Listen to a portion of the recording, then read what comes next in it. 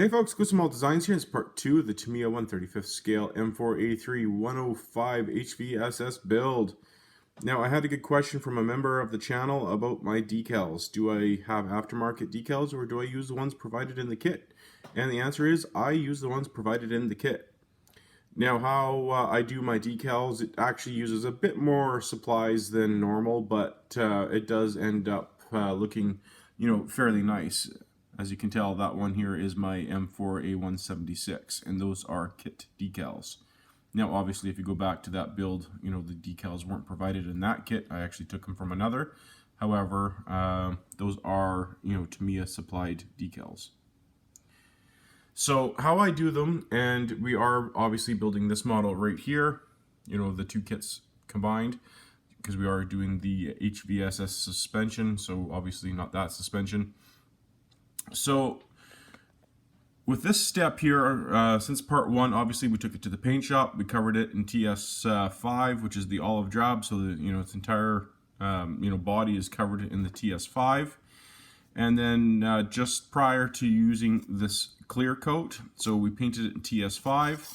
I took this set right here, the soot, and with that little end, I went all over the edges, as you can see, and darkened it. Now, I don't do that with all my models.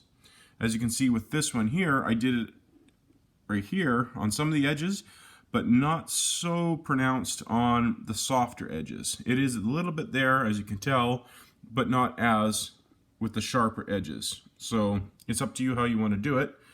But because I have this one in the shot, I thought I'd show you there too. However, after that was all done on all my parts, I went ahead and sprayed the TS13 all over top of all the parts, right? And which is this right here. Now that's an important step because one, it'll seal in this stuff here. And then this is where you're going to apply your decals, right? Because this clear coat, the TS13, is just a clear. It's not flat, it's not, semi-gloss, it's not gloss, it's just clear. However, in the shot, it does look kind of glossy. However, it does keep that, this stuff here sealed in nicely. So you want to make sure you get it all over. And then now, this is where we're going to apply our decals. And then as you put them on, that's where I use a little bit of my micro set, just to make sure they apply nicely. And that's where they're going to adhere really nicely to the tank itself. And that's where you're not going to get, the bubbling look or the silvering look, anything like that. They're going to stick real nice and smooth to your tank. And then you can do, with your whatever tools you're using. In this case, I use like Q-tips, things like that, just to make sure they're smoothed over nicely and let them dry. And when they dry, they're going to stick nicely to the tank. Because if you don't use a clear coat, in this case, this stuff here, like if you just apply them to the paint themselves, like if you don't use any kind of clear coat and you just try to apply them to the paint itself, that's where you're going to run into the problem of your decals, the outline, so to speak, right? So after that has dried, then I'm going to apply a flat coat over top my decals. So then after that, like after the flat coat, then you can start applying all your weathering and such. And then you should get that look. So we're not there yet. So right now, that's when I'm gonna, pick the decals I want and apply them. Once they're dry, and that's when I'll do my next video, then I'll apply my flat. Then we can go to town on the weathering.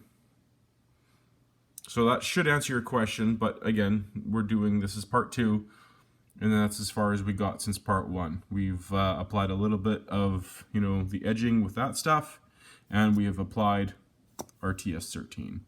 Next step is the decals, and then a flat coat.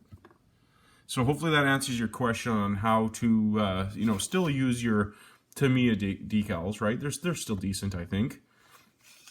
And a little bit of the micro set. You got to be careful with this stuff and the other stuff because this can eat away at your decals if you're not careful. But this will aid in applying your decals. So just to kind of put that out there. But again, using the kit decals, you can still produce decent results, right? And with doing this technique, you're not going to get that decals edge, and it does give you that painted on look. So there you go. So that's part 2. I hope this helped. So that TS13 is some pretty decent stuff, right? I know a lot of people stay away from it because they don't want their tank looking shiny. And again, I think that looks pretty decent, but it does use more supplies, right? It's going to add some cost to your model, right? Because you're spending more money on the TS13, and then you're the TS80 for the flat, and then all your other weathering and such. But again, I like to use my Optilong oil paints for the weathering, and then as you're layering, as you can see, this has been layered, you're going to get a nice weathered look for your tank. But of course, we're not done with this yet. This one is still in the build process for my dioramas, right? So we're not done with this yet even. So if you go back to my videos on my M4A1 76 build, which is this, we're probably going to add more mud and all the rest of it to this once we figure out the diorama. So this one's still not even done yet. But there we go, guys. So thanks so much for watching, and please like, share, and subscribe as always, and I look forward to your comments. Bye-bye.